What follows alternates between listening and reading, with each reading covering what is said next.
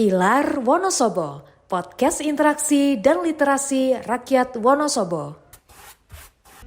Halo teman pemilih, selamat datang di tayangan perdana Pilar Wonosobo, podcast interaksi dan literasi rakyat Wonosobo bersama saya Nida Ulfa, host podcast KPU Kabupaten Wonosobo. Hari ini kita akan ngobrol-ngobrol santai seputar KPU sebagai lembaga penyelenggara demokrasi. Hari ini kita akan kupas tuntas dalam episode Di Balik Layar Demokrasi, Peran dan Tantangan KPU. Sudah hadir bersama kami narasumber yang spesial pada hari ini. Tak lain dan tak bukan adalah Ketua KPU Kabupaten Wonosobo, Bapak Ruliawan Nugroho. Selamat pagi Bapak. Selamat pagi Mbak Nida. Apa kabar Pak Ruli? Alhamdulillah semangat. Alhamdulillah luar biasa semangatnya Pak Ruli ini. Oke Pak Ruli, mungkin teman pemilih di luar sana banyak yang belum mengenal Pak Ruli nih. Mungkin Pak Ruli bisa sedikit menjelaskan tentang background Pak Ruli? Ya, silakan. Nama saya Ruliawan Nugroho. Saat ini saya diberi amanah oleh teman-teman sebagai Ketua KPU Kabupaten Wonosobo periode 2023-2028. Ya. Oke Pak Ruli. Mungkin ada yang ingin diceritakan lebih lanjut tentang Pak Ruli kepada teman pemilih di luar sana? Ya, saya kira cukup. Oh cukup, oke baik. Sebelum kita masuk ke pembahasan utama kita pada pagi hari ini, saya penasaran nih Pak, dan mungkin teman pemilih di luar sana juga banyak yang penasaran. Kenapa sih nama podcast KPU Kabupaten Wonosobo ini Pilar Wonosobo? Mungkin Pak Ruli bisa sedikit menjelaskan tentang filosofinya? Ya. Yang pertama program podcast. Program podcast itu memang programnya KPU Kabupaten Wonosobo dalam rangka memberi edukasi, memberikan informasi kepada masyarakat sebagai pemilih yang nantinya outputnya bisa memberikan informasi tentang bagaimana kepemiluan pilkada, sehingga harapan kami masyarakat teredukasi. Boleh dikatakan pendidikan politik, sehingga outputnya adalah meningkatkan partisipasi masyarakat terhadap peran serta atau partisipasi dalam pemilu maupun pilkada. Nah, kalau nama Pilar ini memang kebetulan ya Mbak, namanya Pilar. Pilar itu singkatan. Pilar itu podcast interaksi dan literasi rakyat Wonosobo. Nah, kebetulan kantor KPU Wonosobo itu mempunyai 4 pilar. Jadi kayak istana gitu kan di depan itu kan. Sehingga itu ya, dijadikan semacam semacam ilustrasi dari teman-teman yang membuat konten kreator ini yang bagus sekali ini, sehingga namanya Pilar. Seperti itu kira-kira. Oh begitu, oke baik. Mungkin kita mulai masuk ke pembahasan utama kita pada hari ini. Kita mulai dari pertanyaan yang paling mendasar dulu ya Pak ya. Teman pemilih di luar sana mungkin banyak yang tahu nih Pak, kalau KPU itu kerjaannya ngurusin pemilu gitu. Tapi mungkin teman pemilih di luar sana juga belum banyak yang tahu tentang detail-detail tugas dan wewenang apa saja sih yang dilakukan oleh KPU gitu. Ya. KPU adalah Komisi Pemilihan Umum, yaitu penyelenggara pemilu maupun pilkada. Ya. Pemilu itu pemilihan umum, pilkada itu pemilihan kepala daerah. Jadi penyelenggara utamanya itu adalah KPU. Ya. Dari berjenjang dari tingkat pusat RI, kemudian provinsi, kemudian kabupaten kota. Nah, kebetulan kita sekarang ini ada di Kabupaten Wonosobo, sehingga KPU-nya adalah KPU Kabupaten Wonosobo yang memang menjalankan kegiatan atau event pemilu maupun pilkada yang kita laksanakan dari tahapan-tahapan. Ya. Ada tahapannya Mbak, jadi tidak langsung ujuk-ujuk kita main pemungutan suara, itu ada tahapan ya. Jadi seperti itu. Nah, yang melaksanakan kegiatan ini adalah KPU. Gitu. Nah, mungkin bisa diceritakan juga sejarah terbentuknya KPU itu seperti apa sih Pak? Oh iya. Jadi KPU sendiri walaupun tidak ada sampai hari ini, belum ada hari kelahirannya KPU ya. Tetapi sejarah kita ingat betul.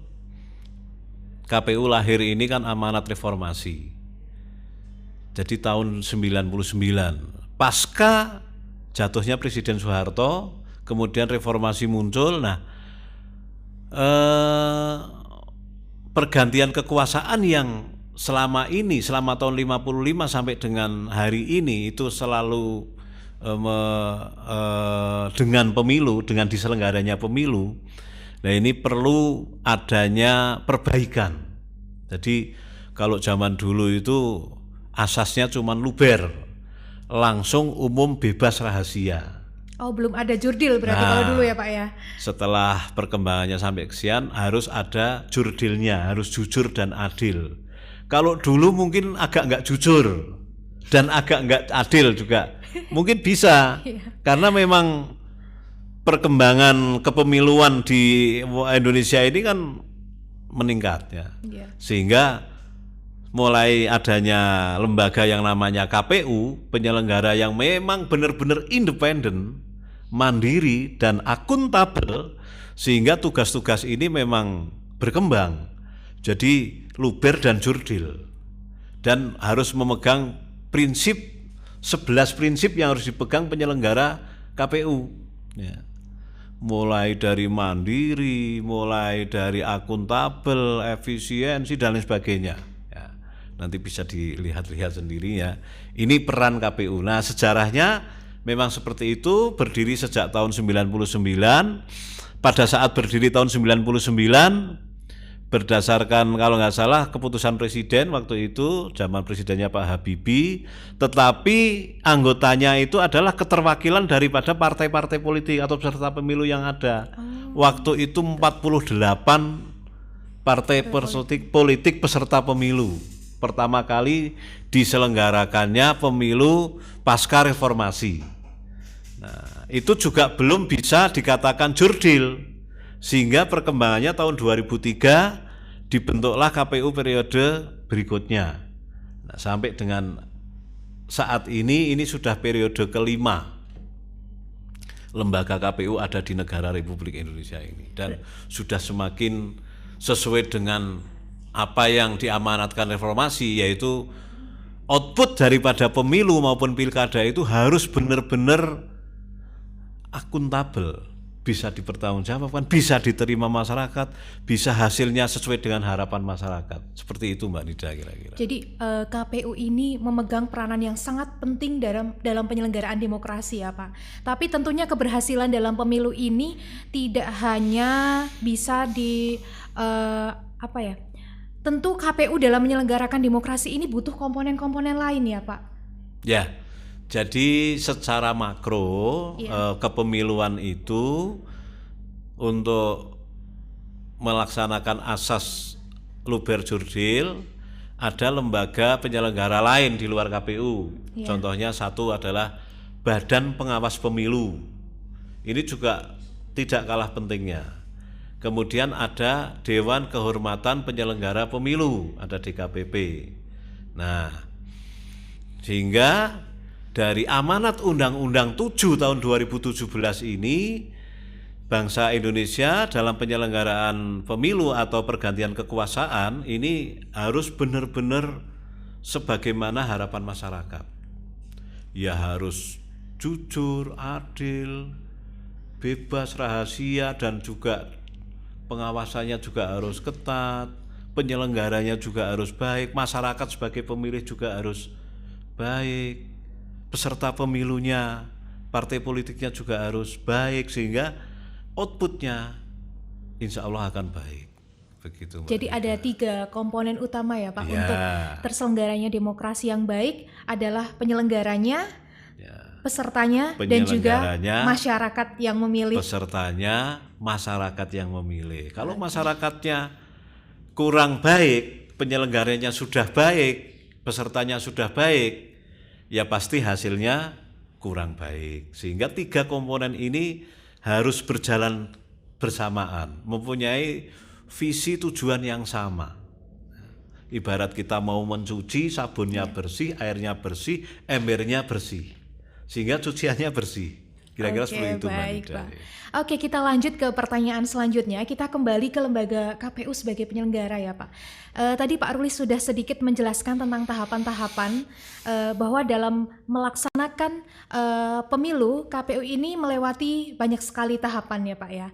Nah, tahapan apa saja sih Pak yang dilalui oleh KPU sampai dengan hari H pemungutan Ya. suara dan juga mungkin pasca pemungutan suara? Ya, jadi tentu di dalam melaksanakan suatu kegiatan, dalam melaksanakan suatu event, kalau mau sempurna, baik, sesuai dengan rencana itu harus dilaksanakan step by step.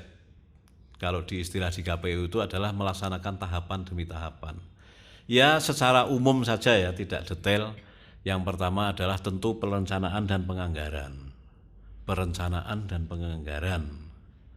Perencanaannya bagaimana, penganggarannya bagaimana. Lah kita menjabarkan dari konstitusi, dari Undang-Undang 7, kita terjemahkan menjadi peraturan KPU. Kita jabarkan ke dalam tahapan. Yang kedua adalah bagaimana kita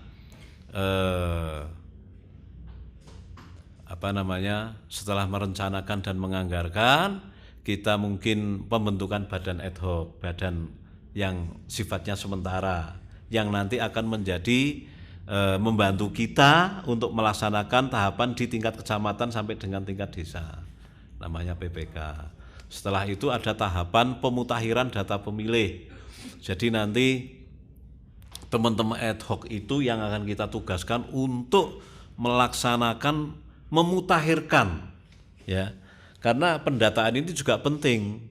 Siapa yang sudah saatnya menjadi hak pilih tetapi belum terdaftar dan lain sebagainya. Siapa yang warga masyarakat yang kemudian menjadi anggota TNI Polri kemudian hak pilihnya hilang. Siapa yang sudah meninggal, siapa yang pindah memilih, pindah alamat dan lain sebagainya. Ini tahapan yang berikutnya. Kemudian maskot daripada kegiatan pemilu atau pilkada adalah hari pemungutan suara.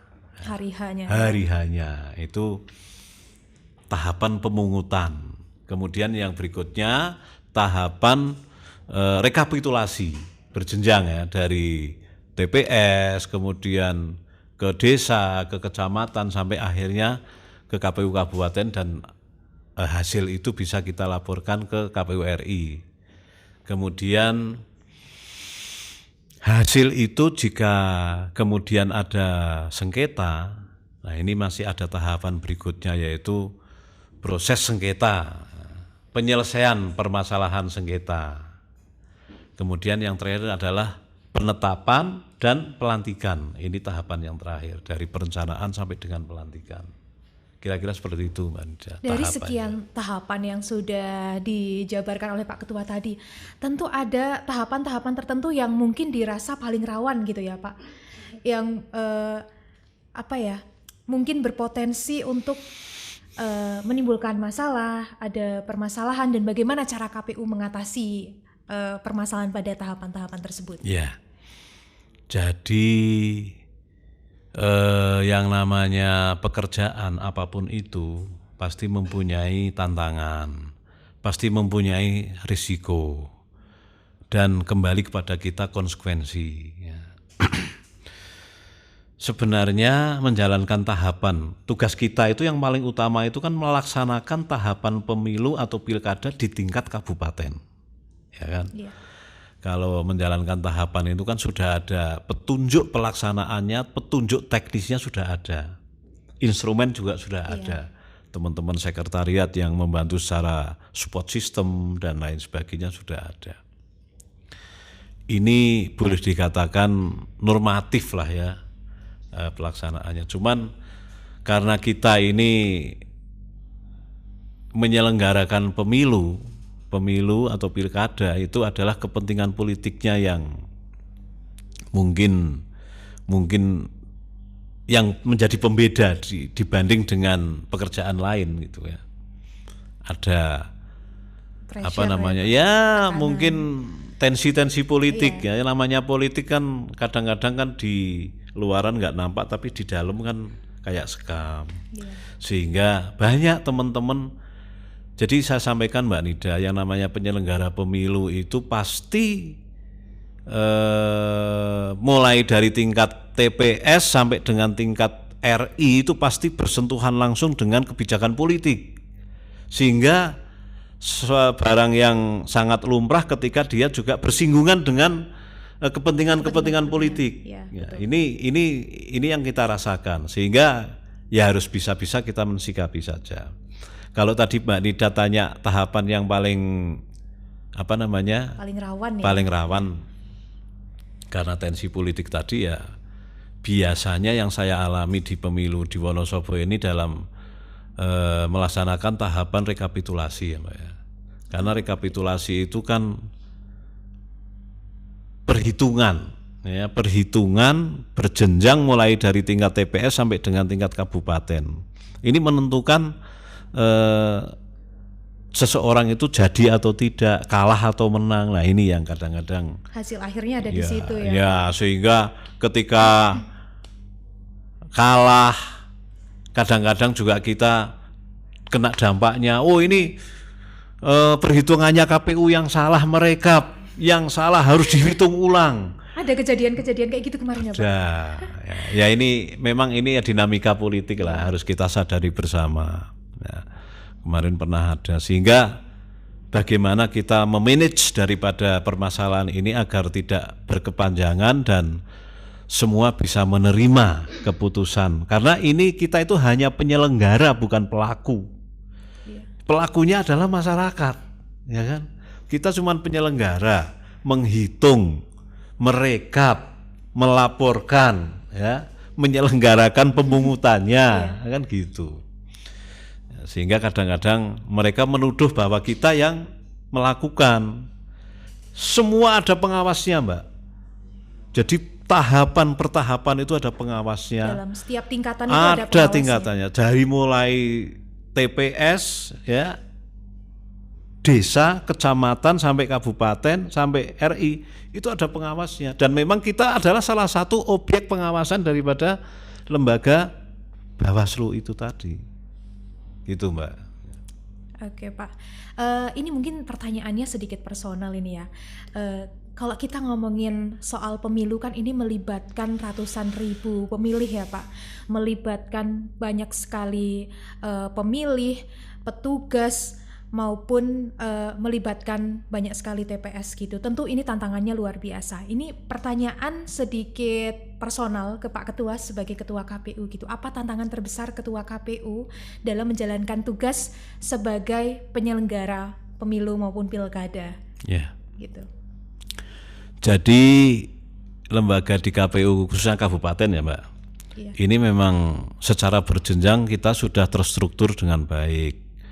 Di tingkat kabupaten kita juga sudah mempunyai 5 divisi yang melaksanakan tahapan tadi. Kemudian turun di tingkat kecamatan, mereka melaksanakan kegiatan tahapan di tingkat kecamatan, turun ke desa sampai ke TPS. Semua sudah berjalan dengan baik. Nah, kalau ketua, atau saya jelaskan dulu lembaga KPU baik di kabupaten, provinsi, pusat, itu adalah kolektif kolegial. Artinya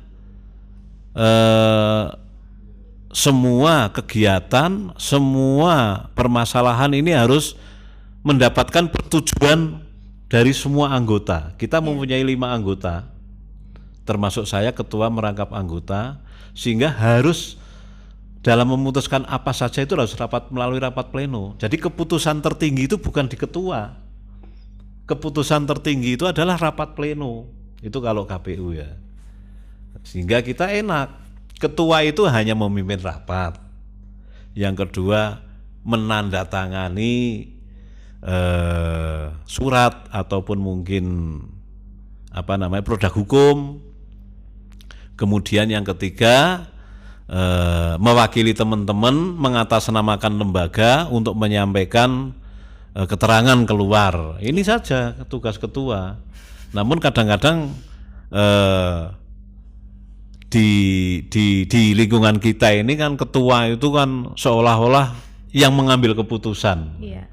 Padahal tidak. Padahal keputusan tertinggi itu Keputusan ada di rapat pada pleno, rapat pleno. ya. Sehingga kita semua sudah bisa kita sadari semua. Ya. Teman-teman juga mempunyai peran masing-masing. Ya. Saya walaupun di sini ketua, tapi merangkap anggota sebagai koordinasi atau ketua divisi keuangan umum logistik. Oh, begitu. Iya, jadi di KPU itu ada 5 divisi. Apa aja tuh Pak divisi-divisi? Yang pertama tadi yang diampu oleh ketua itu adalah keuangan umum logistik. Dia bertanggung jawab terhadap bagaimana laporan keuangan, bagaimana memanage keuangan, kemudian umum itu termasuk barang-barang milik negara, ya. Kemudian logistik. Lah logistik tentu pemilu itu kan membutuhkan logistik ya, mulai dari surat suara, kotak dan lain sebagainya. Nah ini ada di bagian saya. Kemudian di bagiannya Mbak Nida sendiri ada bagian Sosdiklik Parmas SDM, sosialisasi pendidikan pemilih dan sumber daya manusia. Nah ini ceritanya humasnya KPU ya, iya, betul yang sekali. bisa menyampaikan keluar, berinteraksi langsung dengan khalayak, kemudian juga mempunyai tanggung jawab yang jauh lebih besar, yaitu melakukan sosialisasi dan pendidikan kepada calon pemilih. Karena nanti output kita adalah bagaimana menaikkan partisipasi masyarakat sebagai pemilih itu tadi. Bayangkan Mbak Mida, kalau kita mempunyai 100 pemilih, ada diselenggarakan pemilihan yang noblos cuman yang satu 40, yang satu yang noblos 90. Kira-kira pengakuan daripada orang itu yang mana? Kalau 100 pemilih yang noblos hanya 30, yang satunya 100 pemilih yang noblos 90, berarti kan lebih diakui yang 90. Nah, salah satunya tugas KPU adalah seperti itu. Di Wonosobo kemarin kita mempunyai 693.000 pemilih pemilu. Alhamdulillah partisipasi masyarakat dalam pemilu itu kita bisa tembus 83%. Wah, sangat tinggi ya Pak. Ini Cukup termasuk tinggi, ya? tinggi. Kita sedikit melebihi indeks nasional ya. Tetapi beda lagi ketika pilkada. Kita hanya kira-kira 71-72%.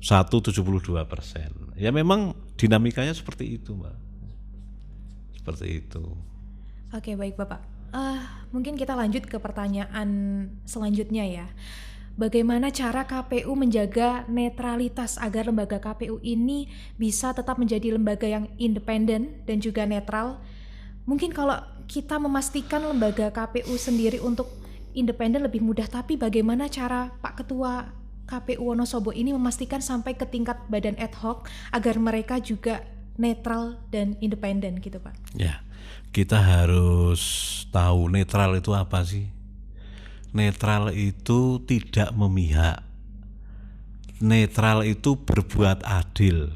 Kita kan penyelenggara ya. Ketika kita memperlakukan salah satu peserta, kan di situ peserta kan banyak. Ya sama. Diperlakukan sama. Iya, itu netral. Kemudian kalau netral di dalam hal ini yang disampaikan Mbak Nida mungkin dalam hal pemilih, karena sak netral-netrale KPU itu kan masih punya hak pilih. Iya. Kita harus memilih juga kita kan. Memilih, Istri kita memilih, anak kita memilih. Teman-teman ad hoc kita juga harus memilih. Salah kalau dia nggak memilih. Ya. Beda dengan netralnya Polri, TNI. Iya. Karena memang tidak ada hak pilih. Nah, maka harus bijak. Kita sebagai penyelenggara, tetapi di sisi lain kita juga menjadi pemilih yang mempunyai hak. Ya kan? Sehingga kita harus bijak. Maka ada di dalam aturan bahwa seorang penyelenggara itu tidak boleh menyampaikan kepada siapapun hasil pilihannya.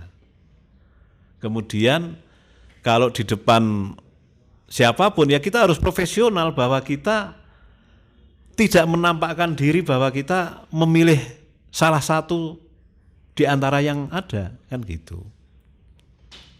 Jadi sebagai penyelenggara kita cukup pilihannya ada di dalam hati ya Pak. Iya. Dan pada saat hari H gitu. Iya, yang tahu ya hanya Tuhan sama kita sama paku yang ada di bilik suara itu saja. Gitu.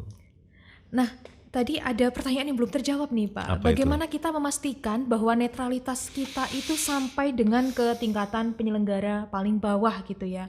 Sampai ke badan ad hoc itu juga netral dan independen gitu. Jadi gini ya Mbak Nida, setiap kita melantik badan ad hoc sampai ke tingkat TPS itu ada sumpah janji dan juga fakta integritas.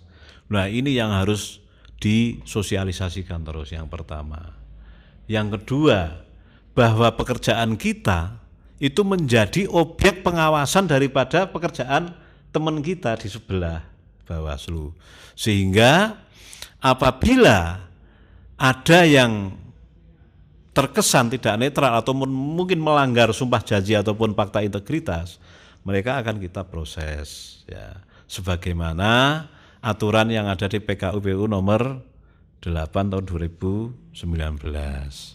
Badan ad hoc yang menangani proses pelanggaran itu adalah KPU Kabupaten.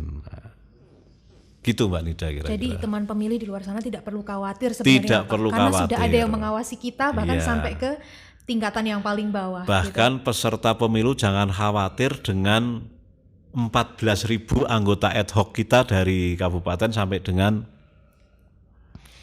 tingkat TPS. Mereka pasti akan netral. Tidak mungkin mereka akan bermain-main ya. Karena sudah kita bimtek, kita edukasi terus. Dan tidak ada celah Mbak. Sudah kita buat tahapan ini dengan sangat detail sekali. Mereka tidak ada celah untuk berbuat curang. Oke, baik. Seru sekali ya obrolan kita pada pagi hari ini ya teman pemilih. Mungkin Pak Ketua KPU ada pesan untuk teman pemilih yang menyaksikan tayangan ini di rumah? Silakan. Jadi untuk teman-teman pemilih di seluruh Kabupaten Wonosobo, mari kita peduli terhadap demokrasi yang ada di negara kita dengan cara apa? Berpartisipasi aktif di dalam mengikuti setiap event pemilu ataupun pilkada. Karena suara kita sangat berharga menentukan masa depan bangsa. Nah, itu untuk teman-teman pemilih, terutama pemilih pemula yang masih ya sekarang ini kira-kira masih sekolah SMP lah, kemudian 3-4 tahun kemudian baru 17 tahun, baru mempunyai hak ya, syarat hak untuk bisa memilih. Karena saya lihat pengalaman saya kemarin, kepedulian atau pendidikan politik terhadap teman-teman pemilih pemula ini memang masih perlu kita gelorakan terus.